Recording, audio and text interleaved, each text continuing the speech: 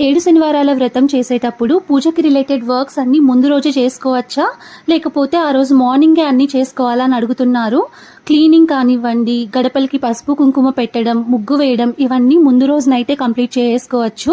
ఈ పీఠం పెట్టడం, దేవుడికి అలంకరణ చేయడం, ఆ తర్వాత ప్రసాదాలు, ఇవన్నీ మనం మార్నింగ్ చేసుకోవాల్సి ఉంటుంది. కొంచెం టైం టేకింగ్ ప్రాసెస్ కాబట్టి మేనేజ్ చేయలేని వాళ్ళు కొన్ని వర్క్స్ అయినా ముందు రోజే చేసుకోవచ్చు.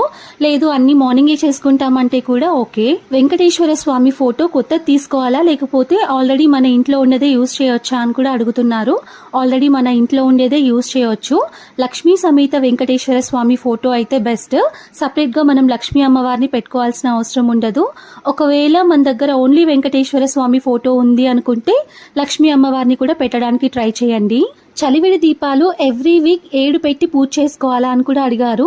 ఒక్కొక్కరు ఒక్కొక్కలాగా చేస్తారు. కొంతమంది ప్రతి వారం 7 దీపాలు పెట్టి పూజ చేసుకుంటారు. నేను అలానే చేశాను. ఇంకొంతమంది మొదటి వారం 1 దీపం, రెండవ వారం 2 దీపాలు, మూడవ వారం 3 దీపాలు, అలా 7th వీక్ వచ్చేసరికి 7 దీపాలు పెట్టుకొని పూజ చేసుకుంటారు. చలివిడి దీపాలు క్రాక్స్ రాకుండా, విరిగిపోకుండా పర్ఫెక్ట్ షేప్ లో ఎలా చేసుకోవాలో ఆల్రెడీ మన ఛానల్లో ఒక షార్ట్ వీడియో అప్లోడ్ చేశాను. ఇంట్రెస్ట్ ఉన్న వాళ్ళు చెక్ చేయండి. ఆయన మీద నమ్మకం పెట్టుకొని భక్తి శ్రద్ధలతో మనం పూజ చేసుకుంటే ఆయన ఎప్పుడూ మన వెంటే ఉంటాడు.